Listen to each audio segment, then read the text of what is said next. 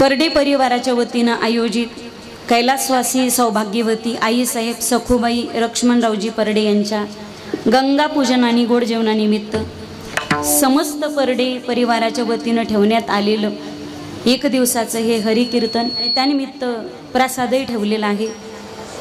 आईसाहेबांना जाऊन या परिवारात 14 दिवस पूर्ण होत आहेत। एवढ्या दुःखातही तुम्ही एवढं सुंदर भव्य आणि दिव्य स्वरूपामध्ये हरिकीर्तनाचं नियोजन आणि आयोजन केलं।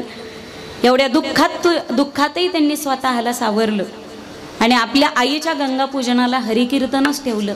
एकदा परडे परिवारासाठी मोकळ्या मनाने जोरदार टाळी वाजवा।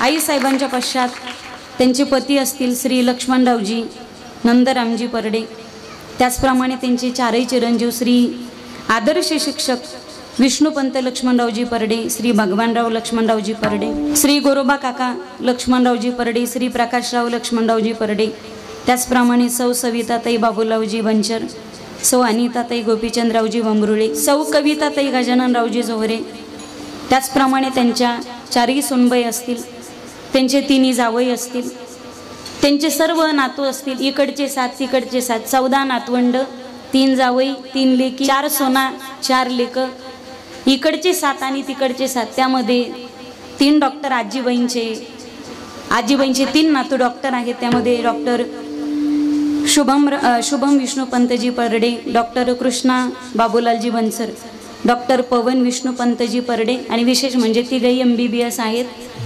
गव्हर्नमेंट कॉलेजतर्फे यांचं शिक्षण झालं। आईसाहेबांचा संपूर्ण परिवार गोकुळासारखा आहे। घरात गेल्यानंतर रामायणाची प्रचिती आली आणि या घराण्यावरती असलेले हे सगळे उपकार श्री संत सद्गुरू वैकुंठवासी मोतीराम महाराज असतील, श्री गुरु मारुतीराव महाराज दस्तापूरकर असतील, त्याचप्रमाणे श्री गुरु वैराग्यमूर्ती हरिभक्तीपरायण रामगिरीजी महाराज मिरखेलकर असतील आणि एका शिष्याच्या गोड जेवणाला श्री गुरूंचं आगमन यापेक्षा पुण्य आणखी दुसरी कोणती असेल। या घराण्यातल्या काही गोष्टी ज्यांच्या मार्गदर्शनाने चालतात असे श्री गुरु म्हणून या घराण्याला लाभलेले दुसरे श्री गुरु मठाधिपती हरिभक्तीपरायण श्री तुळशीदासजी महाराज नरळकर असतील। पंचक्रोशीतील सर्व भाविक भक्त मंडळी, मातृपितृवर्ग, तरुण तरुणी, आबाल वृद्ध ज्या निमित्ताला धरून हरिकीर्तन आलेलं आहे, या परडे परिवारातील मातोश्रीच्या जाण्याच्या नंतर गंगा पूजनानिमित्त आणि गोड जेवणानिमित्त ठेवलेले हे हरिकीर्तन आई काय मावशी असते का? आई काय आत्या असते का? आई काय चुलती असते का? आई काय कोणी शेजारी नसते का? आई ही आई असते गड्या माझ्या दादांनो। जगातले हजारों नातेगोते एका बाजूला आणि एकटी माय एका बाजू। एक लड़की देखने के लिए जाओ तो 10-10 खड़ी रहती, ये जवानी का जज्बा है, पर एक माँ मर जाए तो लाखों में नहीं मिलती, ये माँ बाप की दुआ का असर होता है। तुम्ही श्रीमंत असाल तर जग तुमच्या मागे पुढे असेल, तुम्ही देखणे दिसत असाल, 1000 मुली तुमच्या सौंदर्यावरती फिदा असतील, तुमचा आवाज गोड असेल लोक आवाजावर प्रेम करतील, तुम्ही गोड बोलत असता लोक शब्दावर वाक्यावर प्रेम करतील, तुमच्या वाणीवर प्रेम करतील, तुम्ही गोड वाजवत असता लोक तुमच्या बोटावर प्रेम करतील, तुम्ही गोड गात असाल लोक तुमच्या आवाजावर प्रेम करतील, पण काहीच येत नसेल अशा मतिमंद लेकरावरती निस्वार्थ प्रेम करणारं जगाच्या पाठीवरचं एकमेव व्यक्तिमत्व ते म्हणजे आई। आंधळे पांगुळे मुके अनडगळ, आंधळे पांगुळे मुके अनडगळ, आंधळे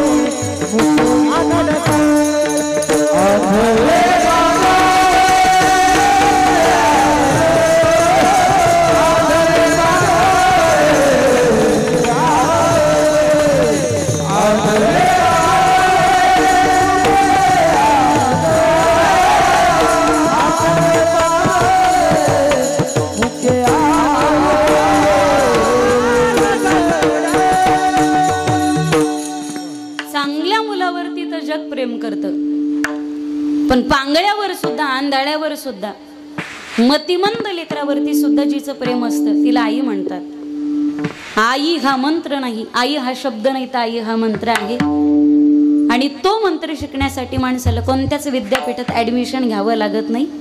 कारण बालकाची पहिली शाळा, बालकाचं पहिलं विद्यापीठ ही त्याची आईच असते. असेपर्यंत काहींना किंमत कळत नाही. सगळे परडी परिवारासारखे नसतात. एखादी बाई गेली, पतीच्या नंतर जर गेली, ती सामान्य माणसासारखी तिची अंत्ययात्रा असते. पण एखादी पती मागे ठेवून जर गेली, त्याला आपल्याला आहे वाचल येणं म्हणतात. अविधवा असताना जर गेली तर तिचा सोहळा असतो. आईसाहेबांचा सोहळा झाला, पण सोहळा सामान्य बाईसारखा नाही झाला. एखादा अधिकारी महात्मा जावा, या मृत्यू लोकातून एखाद्या अधिकारी महात्म्याने निरोप घ्यावा. आईसाहेबांचा शेवटचा सगळा काळ, सगळं आयुष्य भजनात गेलं, सगळं आयुष्य परमार्थात गेलं. पण असं म्हणतात की शूर ओळखावा रणी, साधू ओळखावा मरणी. फक्त भगवत धारण केल्यानंतर तो साधू असतो असं नाही. 14 वर्षाच्या वनवासामध्ये सीता मातेचं जे जगणं होतं, जे वागणं होतं, जे आचरण होतं, हे एखाद्या कडकडीत वैराग्यशील असणाऱ्या साध्वीसारखं होतं. फक्त भगवत अंगावरती धारण केलं, संसाराचा त्याग केला म्हणजेच तो साधू असतो असं काही नाही. म्हणजेच तो वैराग्यवान पुरुष असतो असं काही नाही. म्हणजे नसतोच असं मी म्हणत नाही. पण आई प्रपंचात असताना सुद्धा प्रपंचही देखणा केला, उच्च कोटीचा परमार्थ केला. कोणालाही या जगण्याचा हेवा वाटावा एवढं देखणं जगणं आणि एवढा देखणा परमार्थ, याला आयुष्य सगळं जिंकणं असं म्हणतात. याजसाठी केला होता अट्टहास, शेवटचा दिवस गोड व्हावा. भागवतामध्ये कथानक येतं की भरत राजाने, म्हणजे वृषभदेवांचे जे 100 पुत्र होते त्यापैकी महाराज भरत प्रमाण सांगेल. जड भरत राजा हरणी गर्भा गेला. मला पुढे न जाता मला हे सांगायचंय, पहिला जन्म हा जो राजस होता, भरत या जन्मामध्ये जेने दिग्मंड जिंकिले, समुद्र वलयांकित राज्य केले, नानाविध भोग भोगिले, जे नाही देखिले सुरवरी. पण काय झालं, एक दिवस त्या सगळ्या भोगांचा वीट आला, राज्यावर लात मारली. देवासाठी घेऊन जोग अवघा भोग तेजी येला. गंडकी मातेच्या तीरावर पुलव मुनीच्या आश्रमामध्ये पर्णकुटी बनवली. राजा साधन जीवन जगू लागला. ज्या मोहाचा त्याग केला राज्याच्या स्वरूपाने, पण हरणाचं पाडस पदरामध्ये आलं, ओंजळीत पडलं, लहानाचं मोठं केलं. ज्या मोहाचा त्याग राज्याच्या रूपाने केला, तोच मोह पुन्हा त्या मोहाने आसक्तीचं रूप धारण केलं हरणाच्या रूपाने. दया तारकी, पण दयानंतर उत्पन्न होणारा मोह मात्र मारकी. हरण जवळ घेतलं, राज्याचा त्याग केला. शेवटच्या क्षणाला हरणाची आसक्ती नाडली. जड भरत राजा हरणी गर्भा गेला. वासनेचा संग होई अंत काढी, तरी तपोवळी जन्मधरी. मृगाचे आध्यासे भरता मृग पण, जन्मल्या वाचून सोडिना, जन्मल्या वाचून सोडिना, जन्मल्या वाचून सोडिना. मृगाचे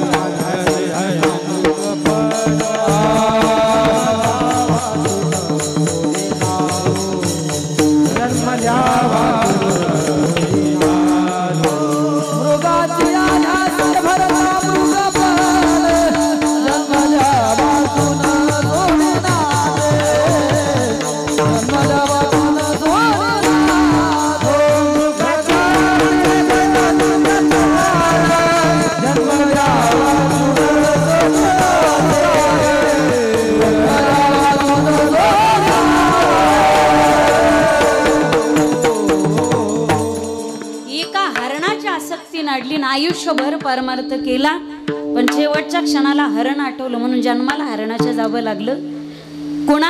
कुणाला हरणाच्या जन्माला जावं लागलं? ज्याने आयुष्यभर शेवटचा काळ सगळा परमार्थामध्ये घातला. तुम्ही आयुष्यभर काय करता याहीपेक्षा तुमचा शेवट कसा झाला ही फार मोठी गरजेची गोष्ट आहे. अधिकारी महात्मे असतात जे नामस्मरण करता करता जातात. आई साहेबांना आजारातून घरच्यांनी खूप वाचवायचा प्रयत्न केला, पण शेवटी जिथं विज्ञान सुद्धा थकतं शेवटच्या क्षणी सगळी मुलं आईसाहेबांना घरी घेऊन आली. पण मला सांगायला आनंद होतो ना, अभिमानाने सांगावं असं वाटतं की आईसाहेबांचा घरी शेवटचा काळ स्वतःच्या घरात आईचा जीव जर दवाखान्यात गेला असता तर घरच्यांच्या मनाला थोडंसं दुःख वाटलं असतं. पण घरी आणला आणि घरात जीव गेला. नुसता जीव गेला नाही, पोराच्या मांडीवर गेला. नुसता मांडीवर गेला नाही, नामस्मरणात गेला. नुसता नामस्मरणात गेला नाही, 500-600 महिलांची ओटी भरून नंतर जीव गेला. आहेवाचा जो सोहळा असतो असं म्हणतात. प्रत्येक बाईची इच्छा असते की मला अविद्वेचं जाणं, मला आहेवाचं लेणं प्राप्त व्हावं. अखंड चुडे मंडित सौभाग्याचं जाणं ज्याला म्हणतात. आणि इथं बसलेल्या सगळ्या माऊल्यांना, परडे परिवारात जेवढे, तुम्हाला उद्याच्या वटसावित्री पौर्णिमेला आईने मोकळं केलं, सुतकात नाही गेली. हे पुण्यवानाचं जाणं असतं. तेने तुम्ही सुखी व्हाल आहे मरण, तेने तुम्ही सुखी व्हाल आहे मरण,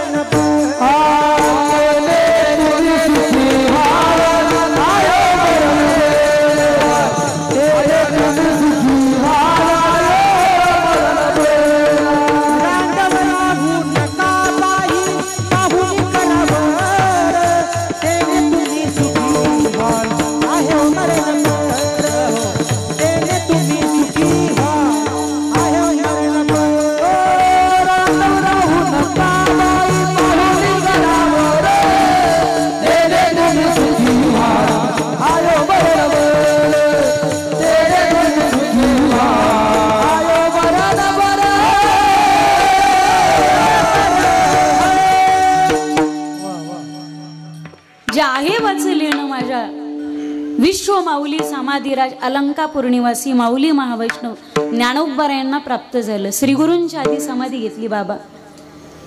आधी निवृत्तीनाथाची नाही तर आधी माऊली ज्ञानोबरायांची समाधी, तदनंतर निवृत्तीरायांनी घेतली.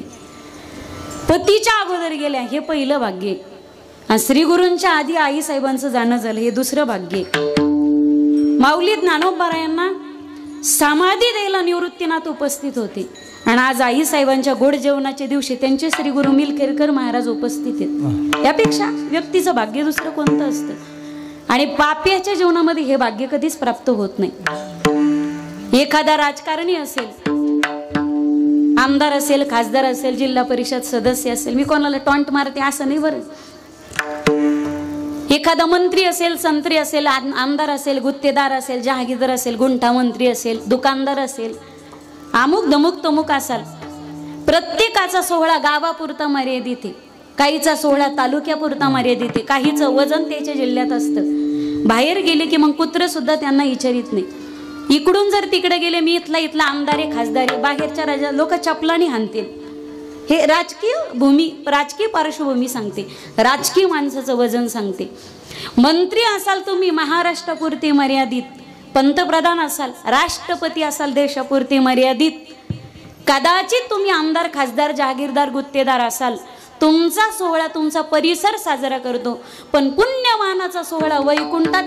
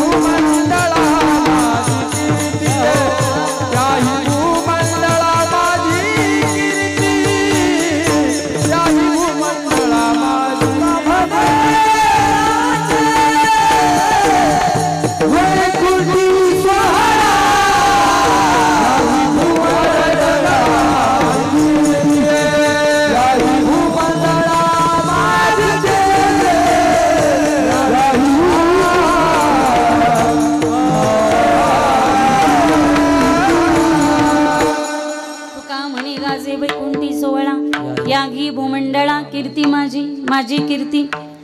पुण्यवानाचा सोहळा वैकुंठात साजरा होतो. त्याला काही अधिकार लागतो, त्याला काही साधना लागते. ही सगळ्यात मोठी ताकद आहे आई साहेबांच्या जीवनामध्ये. ती ताकद आहे गोसेवेची, ती ताकद आहे श्रीगुरूंच्या सेवेची, आणि ती ताकद आहे नामस्मरणाची. नामस्मरणासारखं पुण्य जगाच्या पाठीवरती कोणतंच नाही. तुका म्हणे सुका पार नाही, पार नाही. तुका म्हणे सुका पार नाही, सुका पार नाही.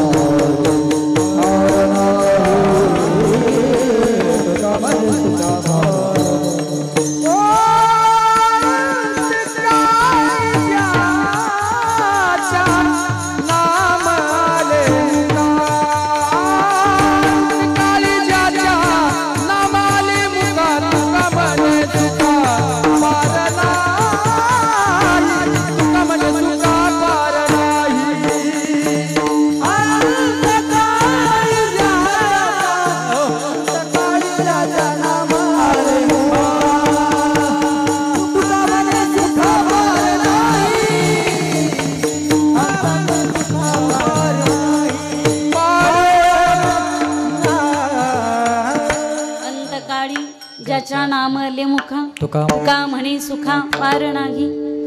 या परिवाराचं मला हेवा वाटतो की अशा पुण्यवान माऊलीच्या पोटी ज्यांचा जन्म झाला. आईसाहेबांचा नियम तसं परभणी जिल्हा म्हटलं तर इथं घराघरात माळकरी. एक 99% आपल्या परभणी जिल्ह्यामध्ये सगळेच माळकरी सापडतात. इतर ठिकाणी पारमार्थिक एनर्जी आणि परभणी जिल्ह्यातली एकूण एनर्जी जर आपण पाहिली तिकडे नेहमी क्रिएटिव्ह एनर्जी असते. जशी तुम्हाला नवरात्राच्या काळामध्ये सगळीकडे एनर्जी जाणवते. मला माहिती नाही तुमचा काय अनुभव आहे, पण परभणी जिल्ह्यामध्ये आल्याच्या नंतर नवरात्री जे 1000 पटीने एनर्जी क्रिएटिव्ह असते ना जगदंबेची भगवतीची, नामस्मरणाच्या जोरावरती परभणी जिल्हा एवढा पवित्र झालेला आहे. साधू संतांच्या येण्याने नामस्मरणाने ही पवित्र असलेली भूमी. भूमीचे मार्दव एवढे जवळ नको, त्याचा आवाज खूप होतो. तिथूनच बरं होतं, ते तिथंच बरं आहे ना, खूप आवाज होतो त्याचा. विठ्ठल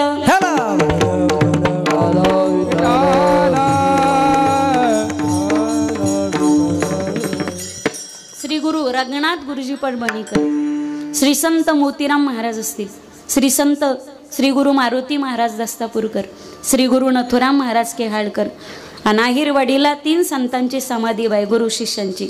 श्री गुरु सदगीर महाराज, जहागीर महाराज, हिरागीर महाराज आणि सद्गुरु रामगिरीजी महाराज. 3 संतांची समाधी आपल्या परिसरात आहे. असे एकूण असे किती अवलिया संत आणि वैराग्यवान संत, अशा महापुरुषाला आणि साधू संताला जन्माला घालणारी ही परभणीची भूमी. जगात नाही तेवढे संत भारतात आहेत, भारतात नाही एवढे संत महाराष्ट्रात आहेत, महाराष्ट्रात नाही तेवढे संत मराठवाड्याच्या मातीनं जन्माला घातली. ही मराठवाड्याच्या मातीची सगळ्यात मोठी पुण्य आहे. आणि त्याच्यात प्रभावती परभणी, जगात जर्मनी, भारतात परभणी, मराठवाड्याच्या कुशीनं जन्माला घातलेला हा परभणी जिल्हा. विठ्ठल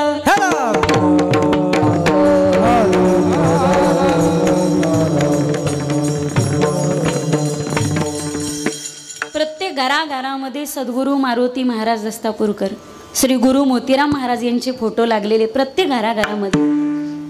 वारकऱ्याविषयी असणारा आदर, वारकरी संप्रदायाविषयी असणारी या घराघरातली आत्मीयता, प्रत्येक घरात गेल्याच्या नंतर, प्रत्येक गावागावात गेल्याच्या नंतर वाटणारं प्रसन्न वातावरण. हे साधू संताच्या पदस्पर्शाने पावन झालेली माती.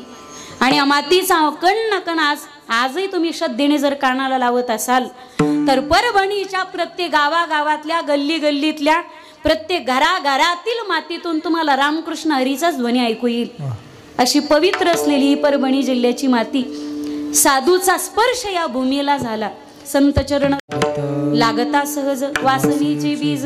पवित्र ते कुळ पावन तो देश, जेथे हरीचे दास जन्म घेती, जेथे हरीचे दास जन्म घेती. पवित्र ते कुळ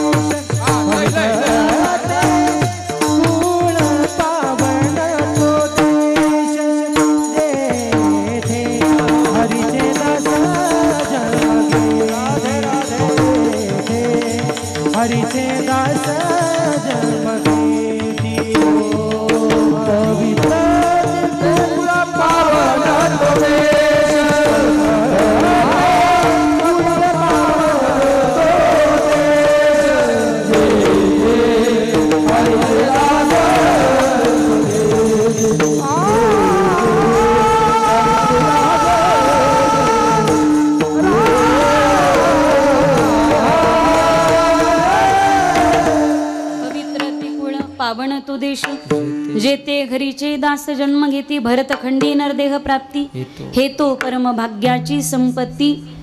पवित्र देशात, पवित्र राज्यात आणि पवित्र प्रांतात, पवित्र जिल्ह्यात, पवित्र तालुक्यात, पवित्र गावात, पवित्र मातीत तुमचा माझा जन्म झाला. ही आपली अनेको जन्माची पुण्य आहे. आईसाहेबांच्या परिवारामध्ये फार मोठी असलेली पारमार्थिक पुण्याई पारमार्थिक घराणा, श्रीगुरूंची आणि सद्गुरूंची असलेली कृपा. दररोजचा त्यांचा नित्यनेम, पंढरपूरची वारी, हरिपाठाचा नियम, एकादशीचं व्रत, दररोजची या घरातली पहिली चपाती, पहिली भाकरी, पहिली पोळी ही गाईला जात होती. दररोज आईसाहेबांच्या गाईला 108 प्रदक्षिणा. केवढा मोठा परमार्थ आहे पहा. गाईच्या शरीरामध्ये, गाईच्या अंगामध्ये, गाई ही पशु नाही, गाय ही हिंदू धर्माची माता आहे. तिला पशुत्तीची गणना होत नाही. गाय आमची माता आहे, गाय आमची आई. गाईच्या शरीरामध्ये 33 कोटी देवतांचं वास्तव्य आहे. गाईला 3 प्रदक्षिणा जर पूर्ण केला, द्विमुखी ज्यावी गाय होते, गाय ज्यावी व्यायला येते, ज्यावी तिच्या शरीरातून तिच्या तिचं वासरू बाहेर येतं, ज्यावी तिचं एक मुख आणि वासराचं दुसरं मुख, गाय द्विमुखी असताना जर 3 प्रदक्षिणा केल्या तर त्या व्यक्तीला पृथ्वी प्रदक्षिणेचं पुण्य प्राप्त होतं. दररोज आईसाहेबांच्या गाईला 108 असणाऱ्या प्रदक्षिणा आणि पहिली चपाती गाईला. आपल्या शास्त्राचा नियम आहे, धर्मशास्त्र असं सांगते की घरातली पहिली भाकरी ही त्या गृहस्थाश्रमाने खायची नसते आणि शेवटची भाकरी सुद्धा त्या घरातल्या गृहस्थाश्रमाने खायची नसते. म्हणजे मधल्या भाकरी खायच्या असतात. पहिली गाईची असते, शेवटची कुत्र्याची असते. पण आमच्या घराघरात झालं असं, पहिली चपाती भाजली की चूल पेटलेली असते, त्याची बायको स्वयंपाकाला, आणि ज्याची बायको स्वयंपाकाला तोच चुलीत काड्या घालायला. नुसत्या काड्या घालीत नाही, अख्ख्या गावाच्या काड्या तिथून होतात. सरपंचाला कळत नाही, आमदाराला कळत नाही. बायको म्हणते धोत्रा तीच तू घुसला. तुम्ही जागे आहेत का सगळेजण? आधी धोतर पेटला ते पहा, सरपंचाला मग शिकवा. पहिली भाकरी त्या नवऱ्याला असते, पहिली भाकरी गाईची असते. कोणाच्या वाट्याचं खायचं नसतं, पहिली भाकरी गाईची असते. गाईचं खाऊन खाऊन तो नवरा असा गरीब गाईसारखा करून टाकला आम्ही. पहिली भाकरी गाईची, दुसरी शेवटची भाकरी कुत्रीची. तुमची फडफड कशामुळे तुम्हाला कळतच नाही. विठ्ठल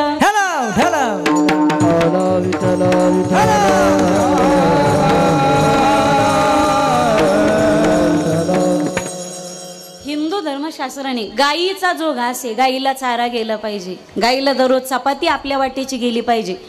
नाही तुम्हाला गाई दारात येत, नाही गाईपर्यंत चपाती देता येत. मला वाटतं की या परिसरामध्ये कुठं गोशाळा असतील, तशा ठिकाणी ज्या गोशाळेमध्ये चाऱ्याची गरज आहे, चाऱ्याची प्रत्येक ठिकाणी गरजच असते पा, त्या ठिकाणी चाऱ्यासाठी तुम्ही चारा घेऊन जा, तिथं पैसा उपलब्ध करून द्या. नाही पैसा देता येत, आपल्या हाताने चारा खरेदी करून द्या. वाळलेला चारा असेल, हिरवा चारा असेल. आईसाहेबांची पहिली चपाती गाईला होती. दररोजच्या 108 प्रदक्षिणा. ज्यावेळी गाय आजारी पडली, आईला घरात करमना, इथून अर्धा किलोमीटर 1 किलोमीटरवर शेती. कपिला गाईच्या मस्तकावरून हात फिरवला, यातना होत होते तिला. ज्यावेळी आईच्या हाताचा स्पर्श झाला त्यावेळी तिने तिचे डोळे झाकले, जे झाकले तो पुन्हा उघडलेच नाही. आतापर्यंत तुम्ही माणसांच्या समाध्या पाहिल्या असतील, पण कपिला गाईची सुद्धा समाधी ज्यांनी बांधली, मला असं वाटतं की परभणी जिल्ह्यामध्ये असा एकच परिवार येतो, म्हणजे परडे परिवार, ज्यांनी गायीची सुद्धा समाधी बांधली. आणि कपिला गाय, सगळ्या गायी तशा श्रेष्ठच आहे, पण विशिष्ट कपिला गायीला आपण जास्त महत्व देतो. काळ्या रंगाची जी गाय असते त्या कपिला गायीची समाधी. आणि तिचं ज्यावेळी गायीची समाधी पाहिली मी, बरोबर गायीचाच आकार वरतून दिलेला आहे समाधीच्या वर. गायीची शिंग अशी सजवलेली आहेत. मला एक क्षण आठवण झाली की आळे फाट्याला जर तुम्ही गेलात, आळ्याला जर तुम्ही गेलात तर आजही तिथे, आणि विशिष्ट वैशिष्ट्य आहे बरं का वारकरी संप्रदायाचं. वारकरी संप्रदाय जगात वंदनीय काय आहे? कारण या वारकरी संप्रदायामध्ये 4 पायाचे सुद्धा संत आहेत. त्यांना रेडे म्हणू नका. श्री गुरु बाबा महाराज सातारकर रेडेश्वराला कधी रेडा म्हटली नाही, तर 4 पायाचा संत म्हणत होते. 4 पायाच्याला सुद्धा संत बनवण्याची ताकद या वारकरी संप्रदायात आहे. जगाच्या पाठीवरती महान वारकरी संप्रदाय. विठ्ठल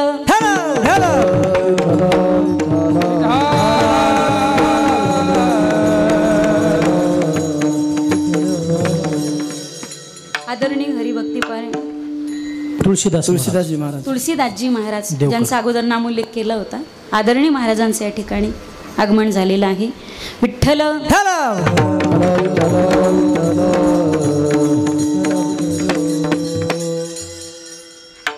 महालक्ष्मीचं मंदिर, एका गायीची समाधी आणि आई साहेबांची त्याला खेटूनच तुम्ही समाधी केलेली आहे.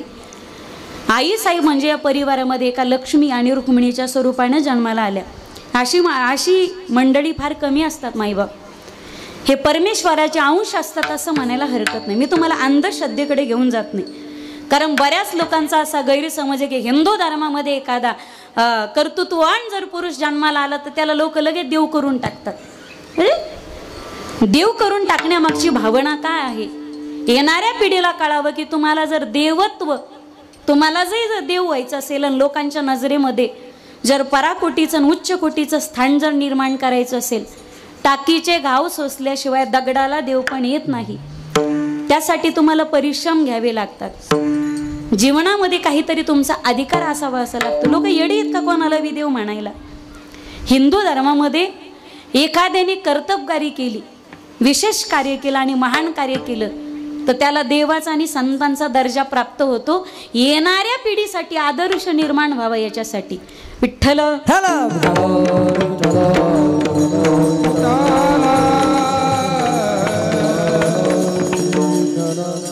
प्रत्यक्ष महालक्ष्मीच्या स्वरूपानं आणि आईसाहेब रुक्मिणीच्या स्वरूपानं आईसाहेब या परडी कुटुंबामध्ये आल्या आणि या परिवाराने आतापर्यंत आध्यात्मिक असतील, सामाजिक अशी असतील, अशी अनेक कार्य केलेली आहेत.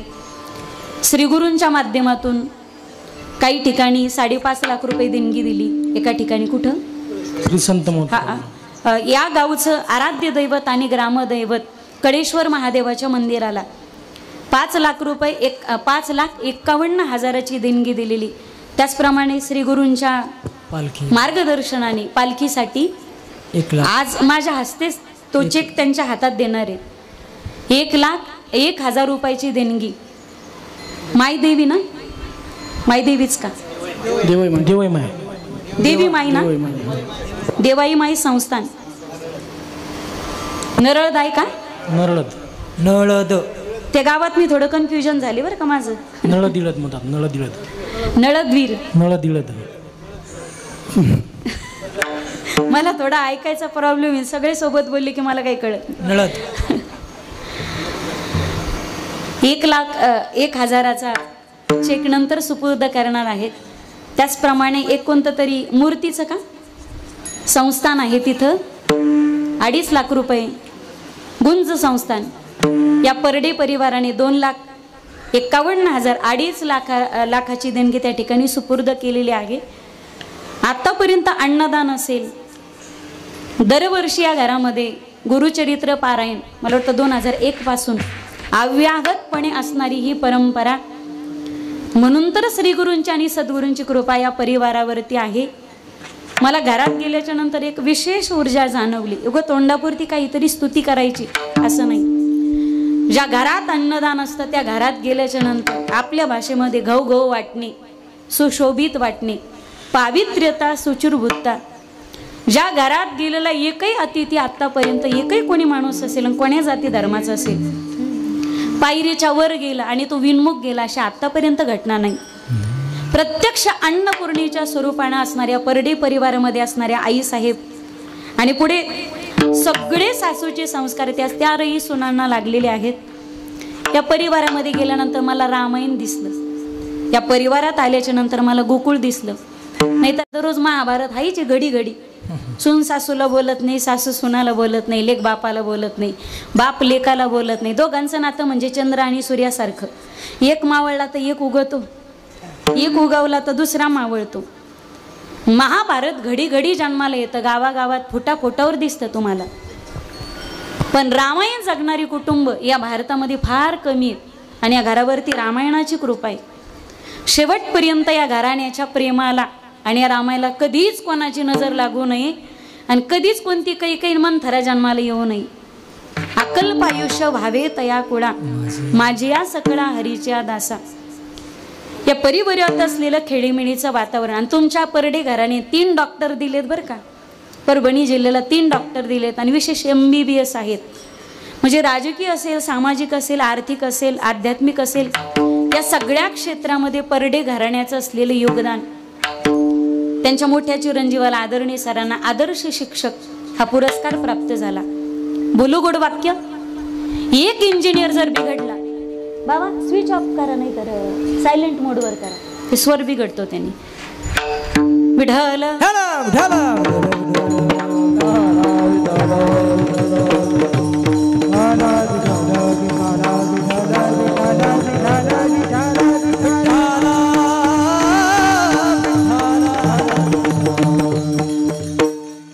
एक इंजिनियर जर बिघडला तर एक इमारत बिघडते. डॉक्टर कडून एकदा जर चूक झाली तर एक पेशंट दगावतो, एक पेशंट मरतो.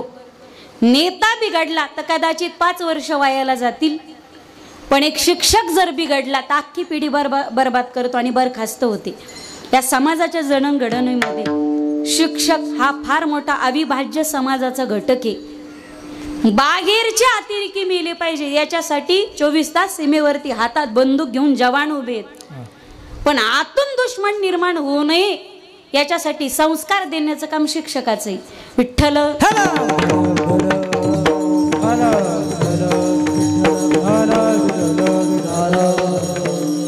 21 गावातली लोक ज्यांना मोतीबिंदू झाला, ज्यांना लेकरं बाळ कोणी पाहत नाहीत, लक्ष देत नाहीत, अशा 21-23 गावामध्ये अंधमुक्त लोकांना करण्याचं काम आदरणीय आदर्श शिक्षक ज्यांना प्राप्त झाला असे परडे सर असतील, विष्णुपंत लक्ष्मणरावजी परडे सर, आदरणीय सरांनी आणि आईच्या पुण्याने हे कार्य तुमच्या हातात आलं, तुम्ही करतायत. माय बापाच्या पुण्याने सगळी गोष्ट, या सगळ्या गोष्टी तुमच्या हातून घडतात पुण्याईच्या. ही साधू संतांची, श्री गुरूंची आणि माय बापाची या घराण्यावरती असलेली कृपा, आई वडिलांचे संस्कार, अत्यंत बिकट परिस्थितीतून ज्याला कोंड्याचा मांडा बनवणं असं म्हणतात. आताचा काळ फार सुलभ आहे माईबाप, पण त्याही काळामध्ये पारंपरिक जो व्यवसाय, कुंभार दादा ज्याला आपण मडके घडवणे वगैरे म्हणतो, पारंपरिक व्यवसायातून हालाकीच्या परिस्थितीतून अर्धा डझन लेकरं, त्यातही एकाची भर 7 लेकरं सांभाळणं, लहानाचे मोठे करणं, त्यांचे चांगले शिक्षण करणं, नुसते शिक्षणच नाही केले तर सुशिक्षित आणि सुसंस्कृत एक आदर्शवादी पिढी आईसाहेबांनी बाबांनी निर्माण केली. आणि त्या आदर्शवादी सुसंस्कृत पिढीचं एक आदर्शवादी पिढी निर्माण केली. आणि त्याचा पुरावा म्हणजे आज ठेवलेलं त्यांनी गंगापूजनाला हरिकीर्तन. आणि विशेष तुमचं गाव भाग्यवान आहे, कारण तुम्ही गंगेच्या तीरावरती वास्तव्य करणारी पवित्र माणसं आहात. विठ्ठल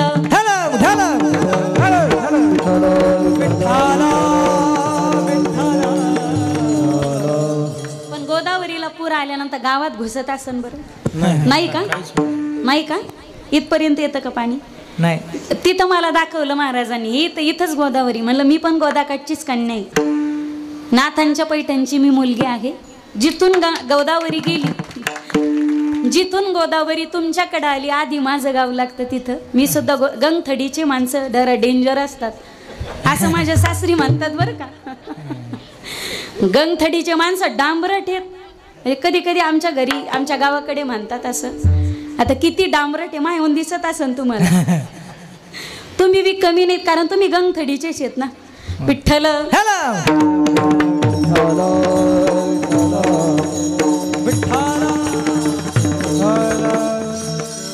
आणि आई साहेबांचा हा गंगा पूजनाचा या दुःखाला फक्त 13 दिवसच पूर्ण झालेत.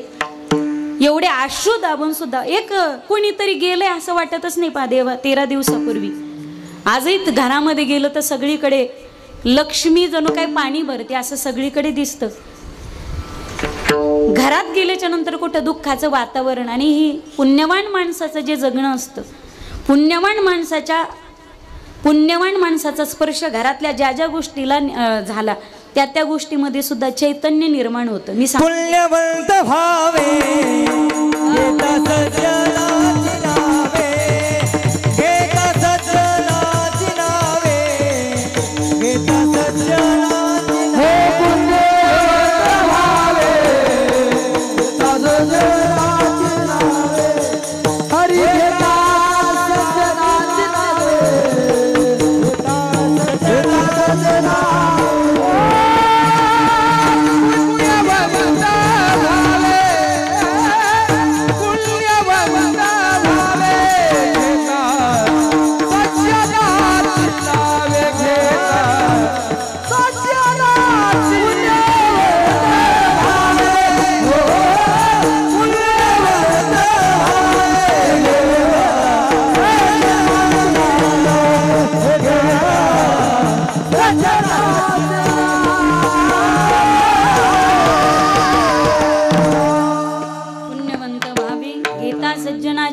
दलिंदर माणसाच्या गप्पा हाणण्यापेक्षा पुण्यवानाचा नुसता नामोल्लेख जरी झाला तर आपल्या जीवनामध्ये चर्चाही चांगल्या होतात. ज्याने पुण्य निर्माण होईल अशा पुण्यवान माणसाचं कौतुकच करायचं झालं तर कौतुक संतांचं, कौतुक भगवंताचं, कौतुक महापुरुषाचं, पारमार्थिक माणसाचं कौतुक करायला हरकत नाही. विठ्ठल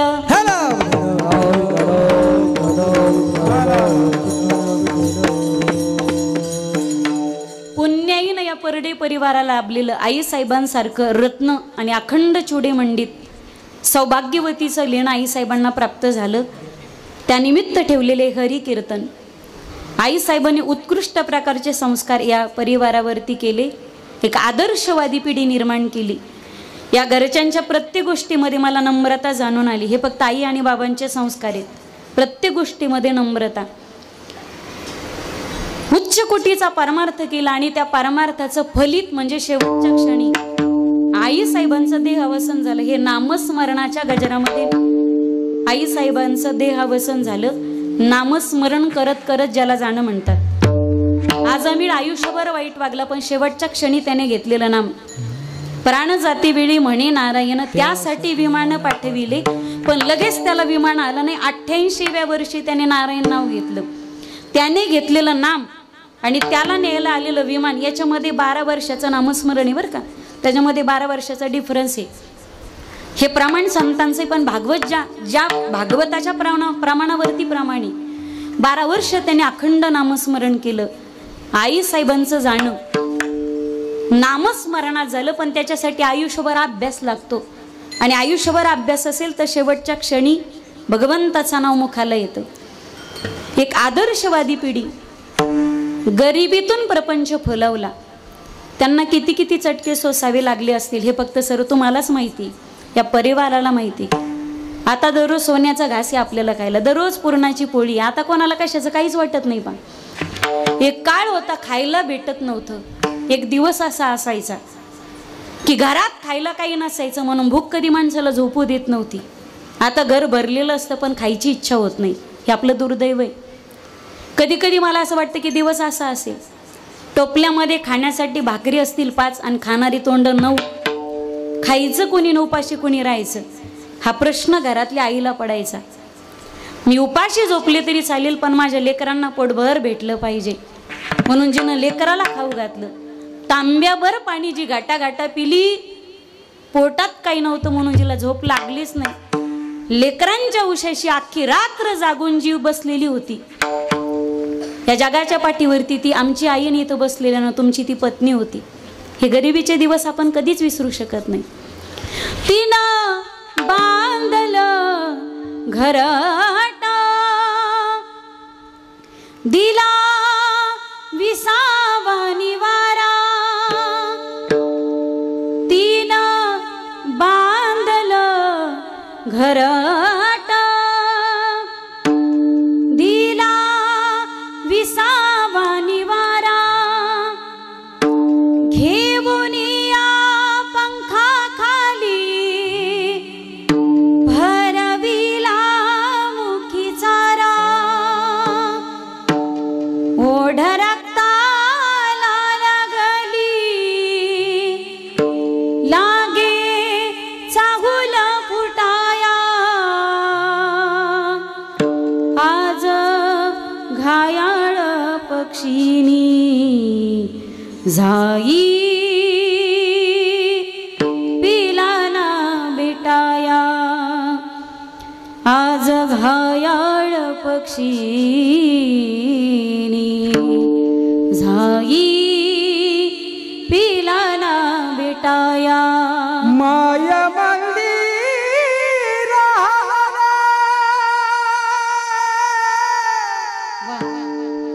लागे कळस फुटाया.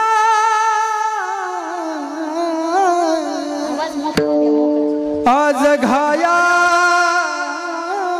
पक्षीनी जाई पिलाला भेटाया. पिलाना भेटाया. उडाली पक्षीनी गेली अंतरा.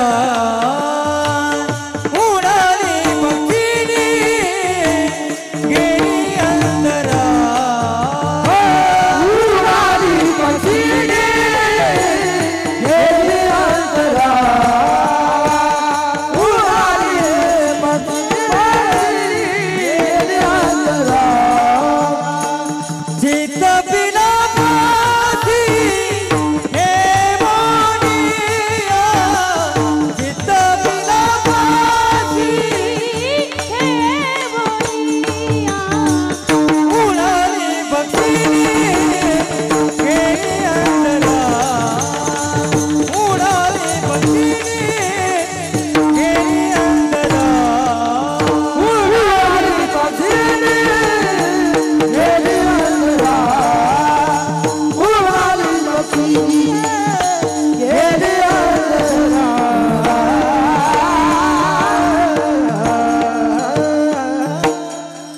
घार हिंडे आकाशी फक्त तिचे पिलांपाशी असं म्हणतात. दोरी जळते पण पीळ जळत नाही. माय जाते पण तिच्या लेकरासाठी प्रेम कधीच संपत नाही. ज्या क्षणी तिला कळतं की माझ्या पोटामध्ये जीव वाढतोय त्या क्षणापासून तिच्या शेवटच्या श्वासापर्यंत फक्त जिचं प्रेम लेकरावरती असतं. त्या विश्वाच्या पाठीवरती फक्त तिला आई म्हणतात. जिचे पिढे बाळ जिचे पिढे बाळ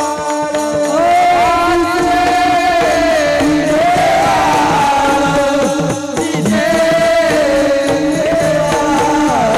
बाळ जिचे पिढे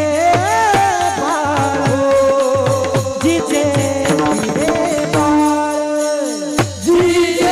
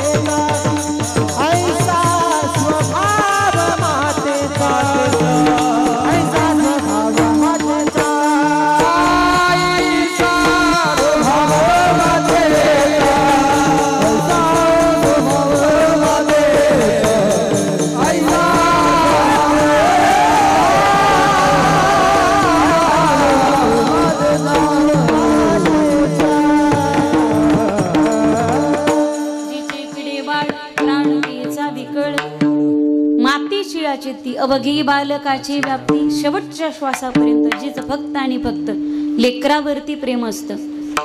असे माझ्यासारखे किती कीर्तनकार निर्माण झाले. म्हणजे मातृत्व आणि पितृत्व आम्हाला शब्दातून मांडता येईल. असे किती ग्रंथकार लेखक निर्माण झाले. म्हणजे शब्दातून मातृत्व अक्षरातून मातृत्व कळेल असे किती तत्व व्यक्ती झाले. पृथ्वीचा कागद केला, समुद्राची शाई केली आणि प्रत्यक्ष शारदा सरस्वती मातृत्व पितृत्व लिहायला बसवली. सरस्वतीची लेखणी थांबेल, शब्द संपतील. असं समुद्रापेक्षा सखोल आणि आकाशापेक्षा विस्तीर्ण असलेलं जगाच्या पाठीवरती मातृत्व आणि पितृत्व. विठ्ठल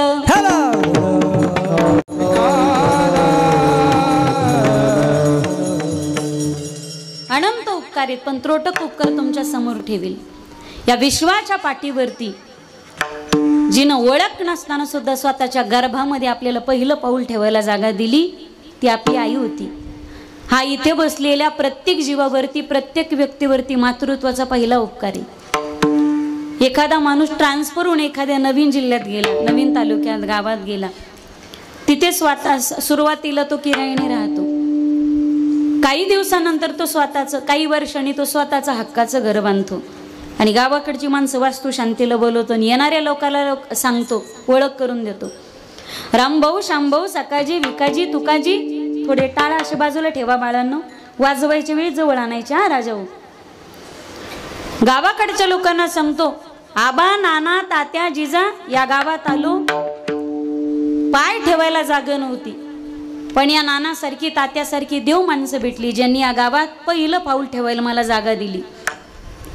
ज्यानं गावात जागा दिली पाय ठेवायला त्याला आपण देव माणूस म्हणतो.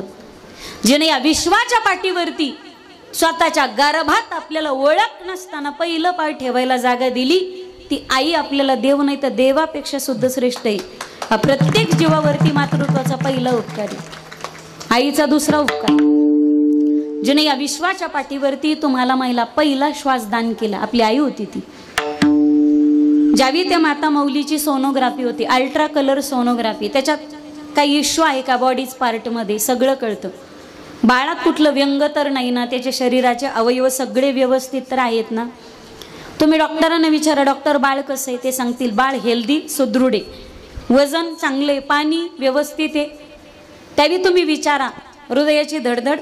ते स्पीकर ऑन केल्याच्या नंतर आपण जसा लाऊड स्पीकर ऑन करतो मोबाईलचं, बाळाची ठोकी आईच्या पोटावरती स्टेथोस्कोप लागला तरी कळतात, सगळ्यांना ऐकू येतात, ठोके व्यवस्थित आहेत. एक प्रश्न तुम्ही डॉक्टरांना काढा, माझं लेकरू नाकाने श्वास घेतोय का? आता इथं 3 डॉक्टर आहे त्या घरातले, त्यावेळी डॉक्टर सांगतील श्वास बंद आहे. मग श्वास बंद केल्यावर तर लेकरू माणूस मरतो, हे विज्ञान आहे. तरी सुद्धा आईच्या गर्भात असताना श्वासाशिवाय बाळ जगतंय, हे उपकार कोणाचे? ज्यावेळी त्या माता मौलीची प्रसूती होते, तिची डिलिव्हरी होते, बाळ आईच्या पोटाच्या बाहेर येतं, त्यावेळी बाळाचं आईचं एक कनेक्शन असतं, त्याला आपल्या ग्रामीण भाषेमध्ये नाळ म्हणतात. ती नाळ तोपर्यंत कट करत नाही जोपर्यंत बाळ रडत नाही. बाळ रडलं की मगच नाळ कट करतात.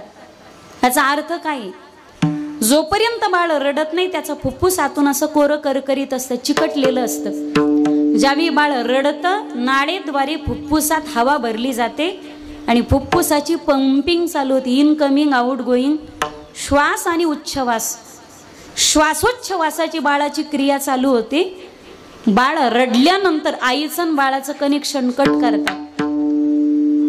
त्यावेळी तुम्ही डॉक्टरांना प्रश्न करा, माझं बाळ तर आत्ता नाकातोंडाने श्वास घेऊ लागलं, मग गर्भात असताना बाळ जगलं कुणाच्या श्वासावरती, जिवंत राहिलं कुणाच्या श्वासावरती? त्यावेळी डॉक्टर सांगतील, बाई तुम्ही जो श्वास घेत होतात तो अर्धा श्वास तुम्ही तुमच्यासाठी घेत होतात आणि अर्धा श्वास तुम्ही तुमच्या बाळाला नाळेद्वारे पोहोचता करत होतात. माझा मुद्दा असा आहे, जिनं गर्भात असताना स्वतःच्या श्वासातला अर्धा श्वास सुद्धा आपल्याला कोण पाळी त्या चालला, कोण पाळी त्या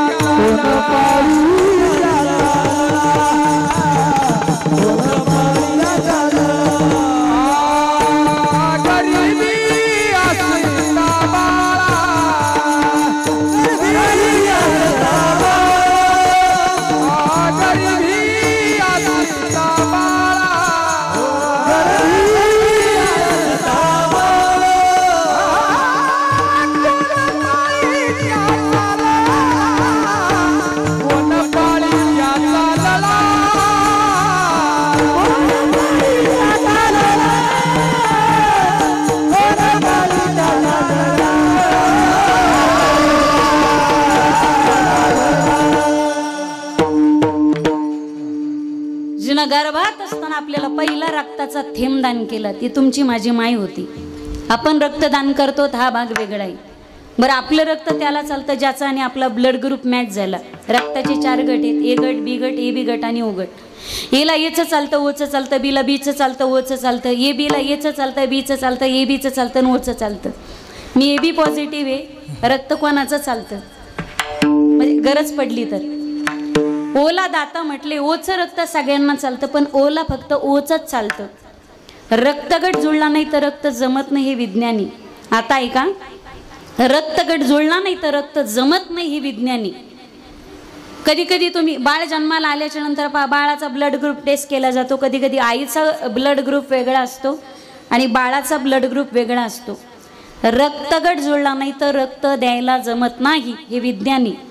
आईच्या गर्भात असताना रक्तगट वेगळा असताना तरीही आईचं रक्त गर्भात असताना बाळाला चालतं, हे आतापर्यंत विज्ञानाला सुद्धा न उलगडलेलं कोड आहे.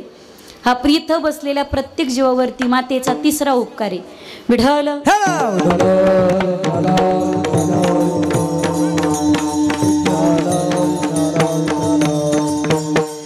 या विश्वाच्या पाठीवरती पहिला दुधाचा थेंब आपल्याला जिनं दान केला, ती तुमची माझी माय होती. आईचं दूध दूध नसतं, आईचं दूध त्या तान्ह्या लेकरासाठी अमृत असतं. 5000च्या सॅरेलॅकच्या डब्याला मातीच्या दुधाची आणि अमृताची सर कधीच येणार नाही. माणसाची क्वालिटी दुधावर ठरलेली असते बरं का. माणसाची क्वालिटी, माणसाची वागणूक त्याच्या दुधावर ठरलेली असते. एकदा छत्रपती शिवराय लहान असताना पाळण्यात झोपलेले होते बाळराजे. आणि आईसाहेबांना घरी यायला उशीर झाला आणि एका दासीनं त्यांना स्तनपान केलं. आईसाहेब ओरडल्या होत्या. याचा अर्थ छत्रपती महाराष्ट्राला दिले ही ताकद फक्त जिजाऊ मासाहेबाच्या दुधाची. सायलेंट करा नाही तर स्विच ऑफ करा. विठ्ठल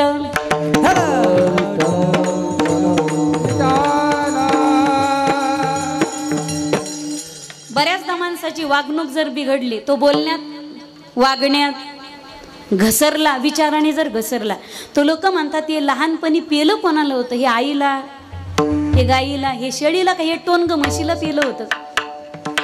दुधावर ठरलेली असते माणसाची क्वालिटी विचार. आईचं दूध दूध नसतं. आईचं दूध त्या लेकराच्या शरीराला नुसतं वाढवत नाही, प्रतिकारक क्षमता वाढवतं. पहा तुम्ही डब्या पावडरवरच्या दुधाचे वेगळे जन्माला येतात आणि आईच्या दुधाचे लेकरं वेगळे जन्माला येतात. आईचं दूध दूध नाही. आईनं फक्त दूध नाही दिलं. आईचं दूध माणूस म्हातारा जरी झाला शेवटच्या क्षणापर्यंत त्याच्या अंगात खेळत राहतं. सांगू तुम्हाला उदाहरण. गल्लीतला एखादा शेजारी तुमच्या नावाने शिवे देत असेल, तुम्ही जेवत्या ताटावर जर बसलेले असाल आणि शेजारचा तुमच्या नावाने जर शिवे देत असेल तर तुम्ही तुमच्या नावाने कोणी शिवे देत असेल तर तुम्हाला जेवण गोड लागतं का? तुम्ही ताट बाजूला सारतात, बाहेर येतात. कोण येतो ही बाहेर, दाखवू का तुला माझ्या मायेच्या दुधाची. झोपले का तुम्ही? विठ्ठल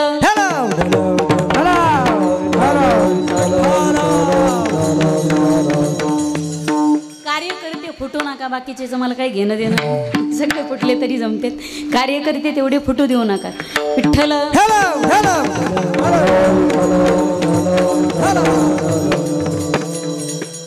दूध दिलं तिनं काय नवले. आईने या विश्वाच्या पाठीवरती जागा दिली काय नवले. आईने या विश्वाच्या पाठीवरती श्वास दान केला काय नवले. आईने या विश्वाच्या पाठीवरती दूध दान केलं काय नवले. आईने या विश्वाच्या पाठीवरती आपल्याला रक्त दान केलं काय नवले. या विश्वाच्या पाठीवरती कोणीच करू शकणार नाही एवढ्या अनमोल गोष्टीचं मौल्यवान गोष्टीचं दान प्रत्येक माय आपल्या लेकरासाठी करते. श्रीमंत असेल व गरीब असेल दोघांसाठी महत्त्वाचे असते. मला वाटतं श्रीमंतापेक्षा गरीबाला जास्त महत्त्वाची असते. श्रीमंताची गेली तर झाकायला पैसे असतात. गरीबाकडे इज्जतीशिवाय दुसरी कोणती श्रीमंती असते. बून से गई सो होत से नाही आती. 50 माणसामध्ये तान्या लेकराची माय बसलेली असेल आणि मांडीवरचं 6 महिन्याचं लेकरू जर रडायला लागलं तर त्यावेळी ती लेकराची बाई स्वतःच्या आबरूचा स्वतःच्या इज्जतीचा नाही, आबरूचा नाही तर लेकराच्या भुकेचा विचार करते. आतापर्यंत ज्या बाईने स्वतःची इज्जत जन्मदात्या बापाच्या समोर उघडी केली नाही, क्षमासेवी वाक्यासाठी तुमची लेख समजून मला पदरात घ्या. मी काय बोलते याची मी पूर्ण जबाबदारी घेते. तुम्ही काय ऐकतात याची मी जबाबदारी स्वीकारत नाही.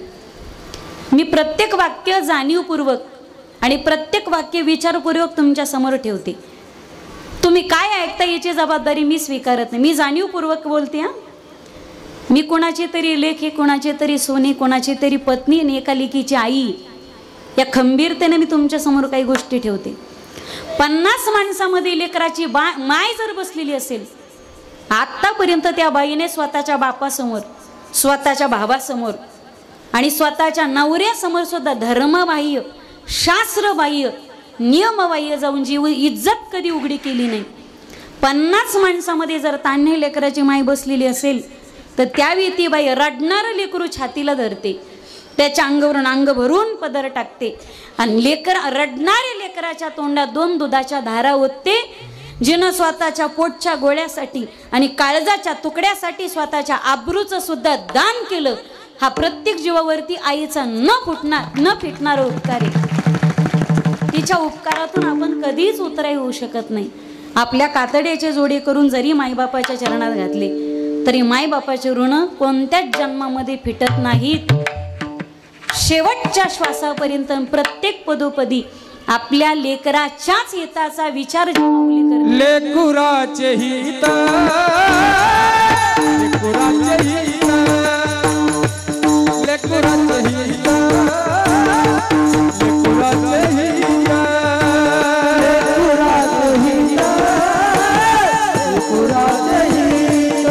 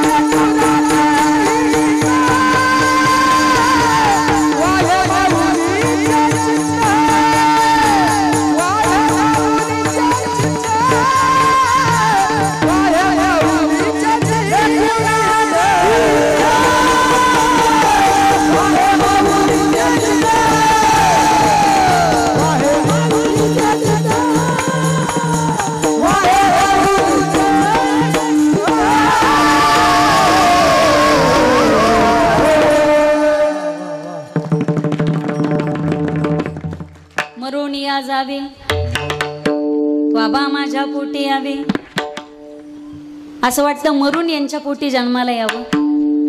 पण जरी तुमच्या घरी जन्मात आले तरी त्यांच्याच गळ्यात बांधा बर का. सती गेली पार्वती झाली कात्यायनी झाली पण तिच्यासाठी शिव मात्र एकच होता विठ्ठल.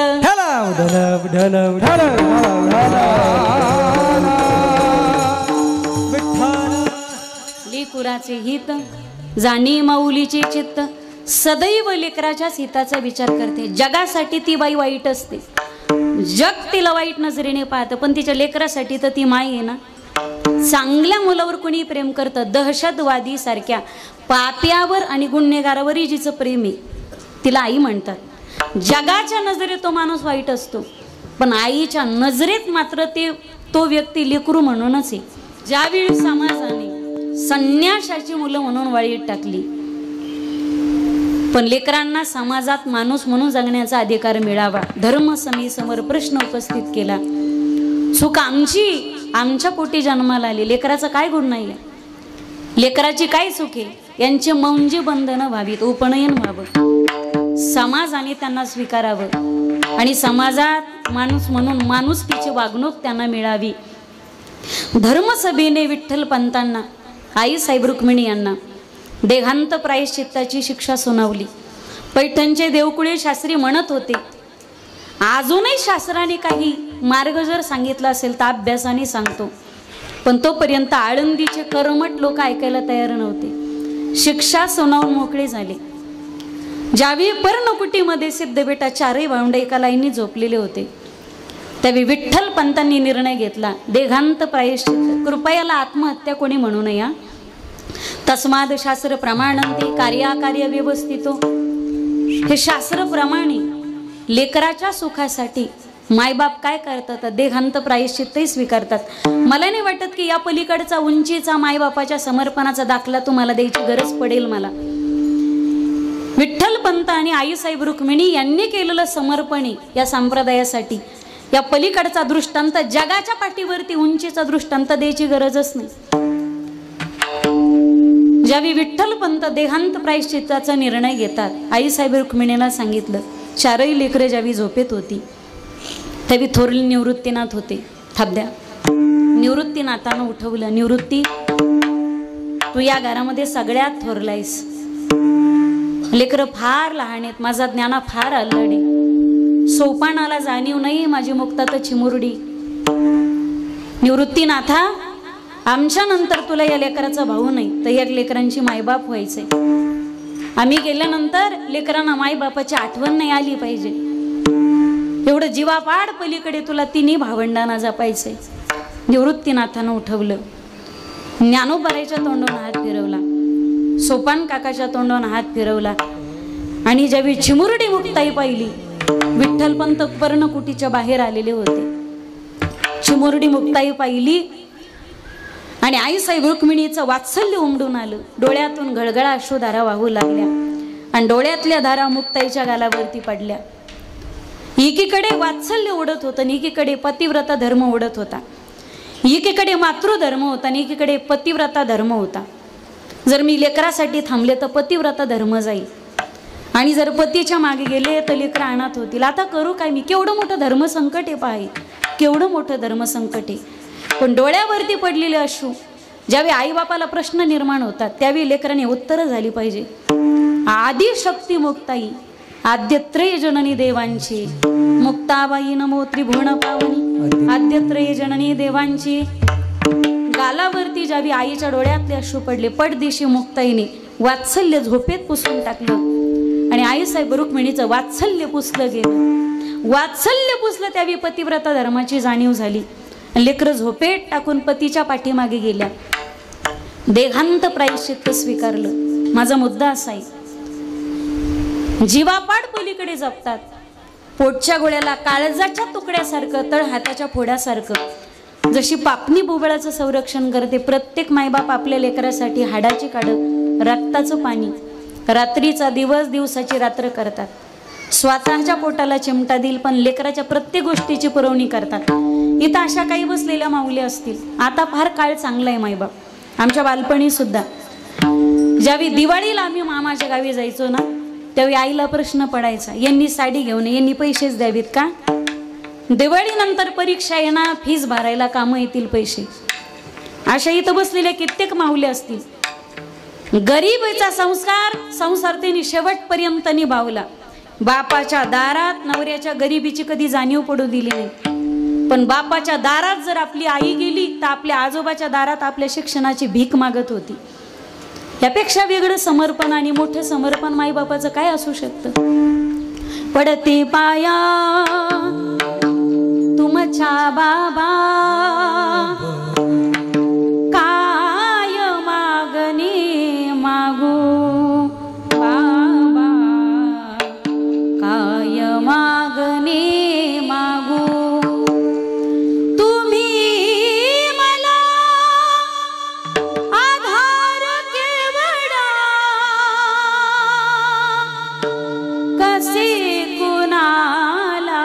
सांगू बाबा कसे कुणाला सांगू बाबा. आपल्यासाठी ज्या आईने फाटलेली चिंदी असेल ठिगळ लावून घातली, आपल्यासाठी 2-2 किलोमीटरवरती पाये चप्पल न घालता जी माय खुरपायला जात होती, आपल्यासाठी भांडे घासता घासता धुणं धुता धुता जिच्या हातावरच्या रेषा म्हातारपणापर्यंत बुजल्या नाहीत. मायबापाची प्रत्येक घरात किंमत असते असं नाही. मी बरेच मुलं पाहते सहजपणे म्हणतात आमच्या आई वडिलाला काहीच कळत नाही, आमच्या बापाला काहीच जमलं नाही आयुष्यात, आमच्यासाठी काय केलं तुम्ही, त्याला काहीच कळत नाही. खरंच कळत नाही रे त्याला, कसं कळेल त्याला, त्याला खरंच कळत नाही. म्हणून तर भारीची बुट दरवर्षी शाळेत तुला जायला घेऊन देतो, स्वतः फाटकी चप्पल धुडकं लावून गुंडाळतो. त्याला कळत नाही म्हणून तर दर महिन्याला तुझा शाळेचा पास काढून देतो ना बसचा. स्वतः 2-2 किलोमीटरवरती पायपीट कर जातो, उन्हात गाऱ्यात वाऱ्यात पावसात गुडघ्या इतक्या चिखला. त्याला खरंच कळत नाही रे दादा. त्याला कळालं असतं तर चांगल्या शाळेत ऍडमिशन घेऊन दिलंच नसतं ना तुला. त्याला खरंच कळालं असतं तर घरातल्या सगळ्या कपड्याला घेऊन जुन्या कपड्यावरती त्याने दिवाळी केलीच नसती ना. त्याला खरंच कळालं असतं तर रात्र रात्र तुमची चिंता करता करता त्याचे केस पांढरे झाले. त्याला डोळ्याला डोळा लागत नाही. बापाला माहिती आज मला वाईट दिवस आहे पण लेकरं शिकले तर पांग फिटेल आणि उद्याचा सोन्याचा दिवस मला दिसेल. ढगाड गेलेला सूर्य पुन्हा दिसू शकतो माईबाप, पण मातीआड गेलेले माईबाप पुन्हा नाही दिसू शकत. बाप करी जोडी लेकुराची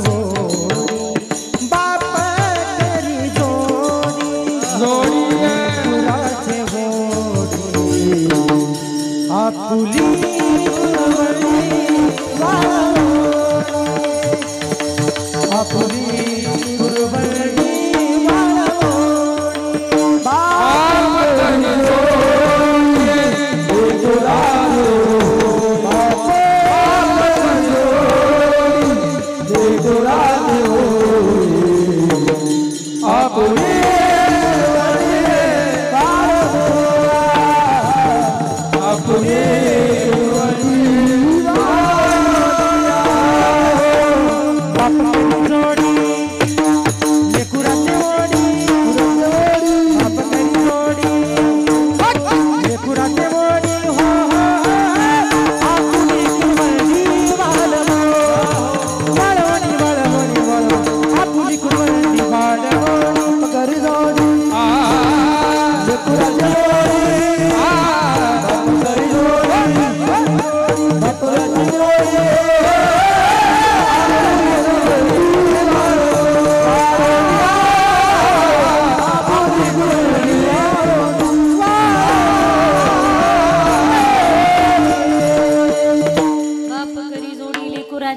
जगी ऐसा बाप व्हावा ज्याचा वंश मुक्तीसी जावा लेकराचे हित जाणे माऊलीचे सदैव लेकराच्या हिताचा विचार करते पाप्यावरही जिचं प्रेम आहे ज्यावेळी महाभारतामध्ये काही होऊन गेली पाप्यावरही जिचं प्रेम असतं सांगू का थांबू माझं वेळ संपून गेलेलं आहे तुम्हाला भुका तहाना लागल्या असतात मी माझं उरक्त घेते विठ्ठल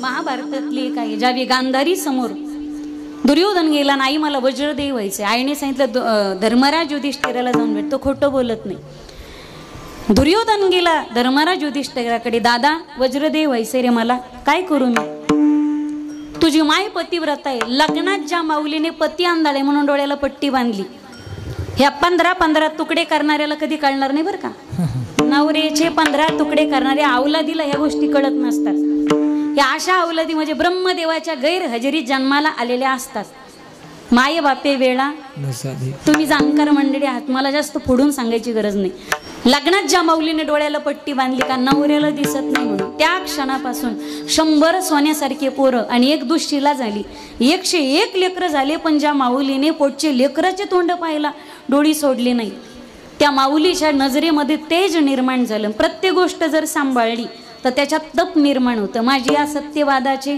तप वाचा केली बहुत गल्प लोकांचं खाऊन खाऊन लोकांचं कुटाळ कुटून कुटून आपल्या वाणीतला आशीर्वाद तर जाऊ दे आपला शाप बी खरा होत नाही इतके आपण दलिंदर येत आपण किती पापी येत आपण आपल्यालाच माहिती पण सीसीटीव्ही आत्ता आलेत पण देवाची सीसीटीव्ही सृष्टी निर्माण झाल्यापासून प्रत्येकाच्या सोबत फिटच करून दिलेली विठ्ठल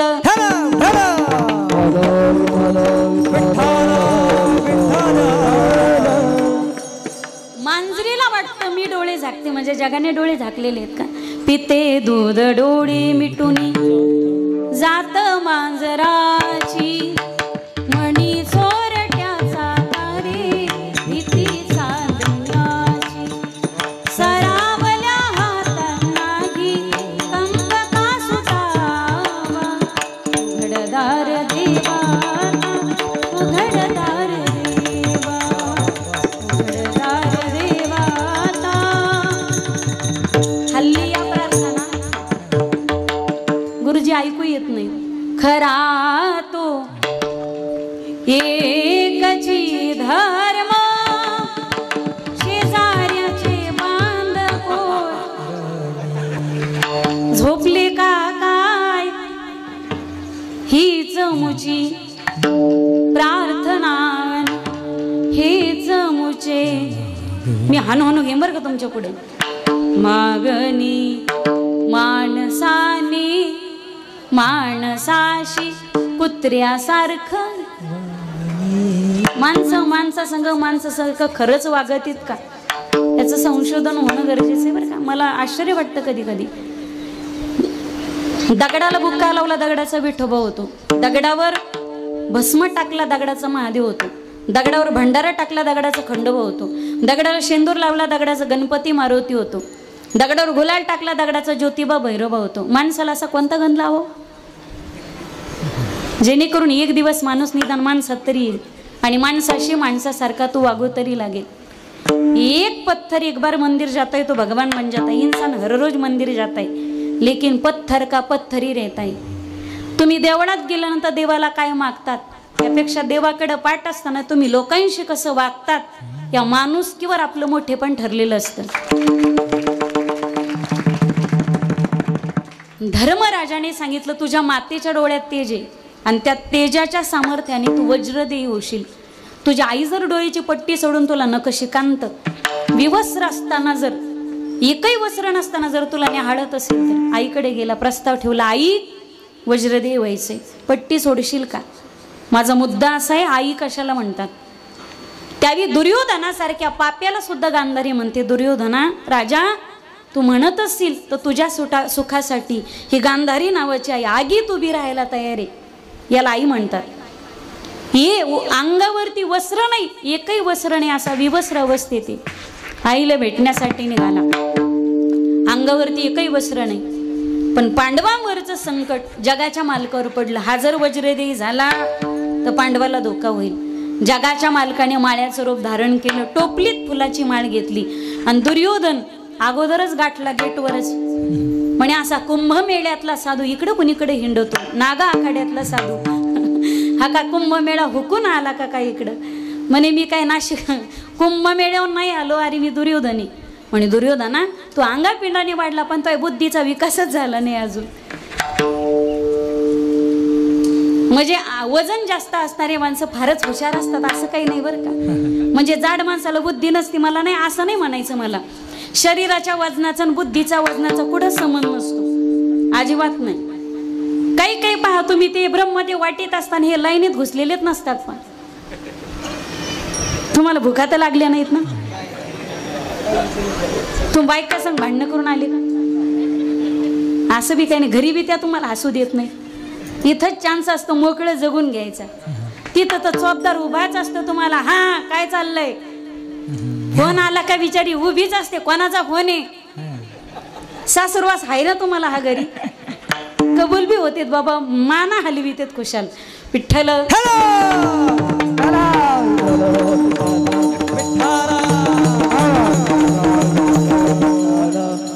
संकट देवावरती पडलं.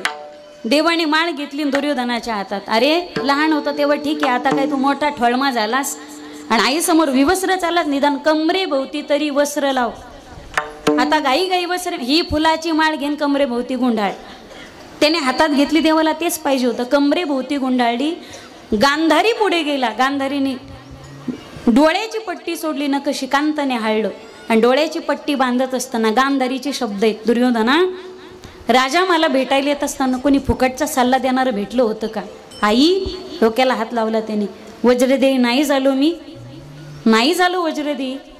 झालास रे बाबा, पण ज्या भागावर नजर पोहोचली तो भाग तुझा वज्रदेही होईल. ज्या भागावरती माझी नजर पोहोचली नाही, फुलाची माळ कमरे भोवती गुंडाळली, तो भाग तुझा कोमल राहील. दुर्योधना लक्षात ठेव, युद्ध क्षेत्रावरती युद्धभूमीवरती युद्ध चालू असताना तुझ्या मांडीला गदा लागू देऊ नकोस. एवढं एकच वाक्य त्या बाहेर असलेल्या दोघाचा संवाद ऐकत असलेल्या कृष्ण परमात्म्याने ऐकलं आणि भर रणांगणामध्ये ज्या भीमाचं आणि दुर्योधनाचं युद्ध प्रारंभ झालं त्यावेळी परमात्मा दुर्योधनाच्या मागे भीमाला दिसेल असे उभे होते. परमात्मा त्याला खुनवायचे, पण भीमाचा आपला एकच दणका गरागरा फिरवायचा आणि दनादना आदळायचा. माऊली ज्ञानोबरायाच्या भाषेमध्ये वरी भीम सेने बेतू तो झाला असे सेना ना तू. भीम म्हणजे आरदांड, आडमुठा, आपल्या भाषेत कुडं हनुरुमन. शेतकरी इकून टाकले आहेत ना, नांगरून टाकले, नांगरल्या ना. बिचाऱ्याने कृपा केली 10-5 दिवसाची, तेवढ्यात सगळं करून घेणे. काहींनी पेरण्या सुद्धा केलेल्या आहेत, ॲडव्हान्स टेक्नॉलॉजी. परमात्मा खुनवायचे, पण भीमाचं लक्षच नाही, दना दना दना दना फिरवायचा, गरगरा फिरव, दोही हाताने सगळं अवसान एकूटून. पण त्या दुर्योधनाला काही होतच नव्हतं. परमात्मा कंटाळले, भीम काय ऐकायच्या मनस्थितीतच नाही. परमात्मा खुनवायचे, एक बोट वर करायचे, मांडीवर थाप आणायचे. भीमाचा एकच दणका गरागरा दना दना. परमात्मा वैतागले, अरे भीमा माझ्याकडं बघ, मी काय सांगतो ऐक. तुला वाटतं तसं नाही, पुन्हा तुझा तोच दणका आहे, पुन्हा कमी आमदारा तू दुसऱ्यांदा मुख्यमंत्री होऊ शकत नाहीस. महा ऐक, माझ्याकडे बघ. भीमाचा एकच दणका, कंटाळला परमात्म्याकडे पाहिलं. एक बोट वर करायची, मांडीवर थाप आणायची, सांकेतिक भाषा कळाली. दोन्ही हाताने शक्ती कुठून गरगरा गरगरा गदा फिरवली आणि धाड दिशी अशीच लागली. दुर्योधनाच्या मांडीवर गदा लागली आणि महाभारतामध्ये भीमाची गदा मांडीवरती लागून दुर्योधनाचा अंत झाला. मुद्दा संपला. पुढे न जाता मला पुन्हा मागे यायचे. मला हे सांगायचे, दुर्योधनासारखा पापी मेला पाहिजे.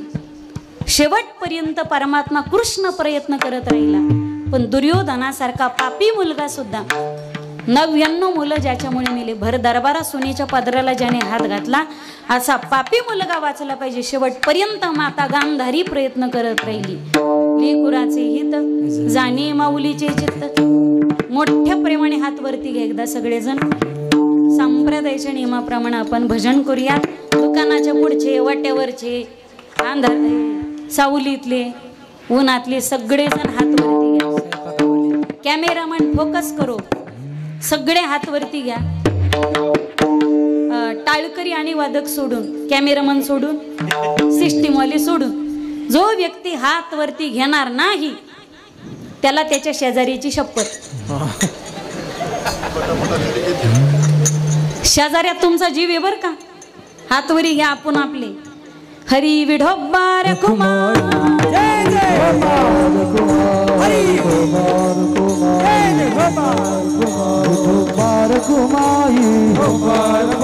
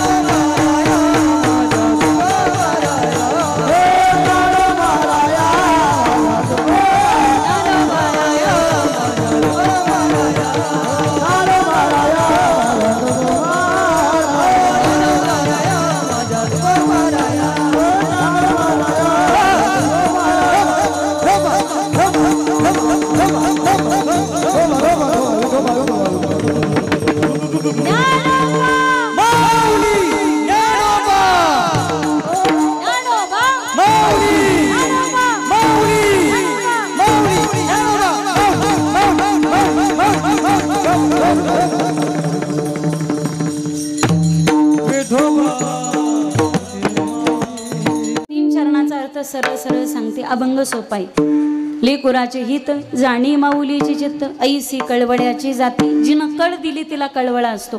तिला जे कळतं ते जगाच्या मालकाला सुद्धा कळत नाही. ऐसी कळवळ्याची जाती, करीला भावीन प्रीती, पोटी भार वागे त्याचे सर्वस्व ही सागे. ऐसी कळवळ्याची जाती, करीला भावीन प्रीती. स्वतःच्या लेकरावर ती प्रेम करते ती आई, पण जगावर ज्यांचं प्रेम आहे ते माऊली, त्यांना संत माऊली म्हणतात. म म्हणजे मातृत्व, उ म्हणजे उदारता, ली म्हणजे लीनता. लेकराचं भलं व्हावं हा कळवळा आईच्या अंतकरणात आहे, पण कशाने होईल हे ज्ञान नाही. पेशंट बरा होईल हे ज्ञान डॉक्टर, पेशंट बरा कशाने होईल हे ज्ञान डॉक्टरांकडे. पण ऑपरेशन जर सक्सेस झालं नाही, पेशंट जर मेला, तर त्याच्याविषयी कळवळा डॉक्टरांच्या अंतकरणात नसतो. आईकडे कळवळा आहे पण ज्ञान नाही. डॉक्टरांकडे ज्ञान आहे पण कळवळा नाही. काहीकडे ज्ञानही नसतं आणि कळवळी नसतो. पण या विश्वाच्या पाठीवरती अशी एकच जाते संतांची की या जगाचं भलं होईल असा, ह्या जगाच्या हिताचा कळवळी ज्यांच्या अंतकरणात आहे, ते हित कशाने होईल हे ज्ञानही ज्यांच्याकडे आहे आता तुम्ही कृपावंत साधू संत जीवलग गोमटे ते करा माझे भार ओझे तुम्हासी. सगळ्या जगताच्या उद्धाराचं ओझ ज्यांच्या खांद्यावरती आहे. भैरवी अभंगाचं शेवट. तुका मने माझे तुका मने माझे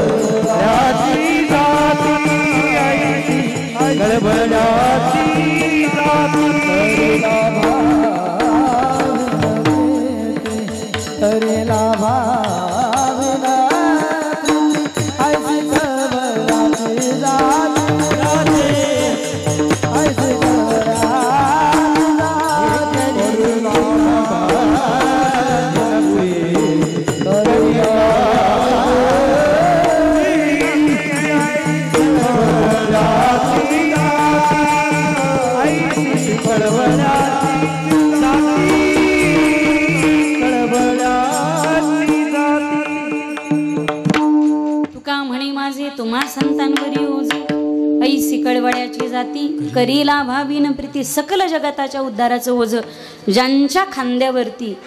ज्याला आई नसेल त्याने आळंदीचे ज्ञानोबा समजावेत माझी आई आहे. ज्याला मोठा भाऊ नसेल त्याने समजावं त्याने त्र्यंबकेश्वरकडे पाहावं. श्री गुरु निवृत्तीनाथ तुमचे माझे भाऊ आहेत.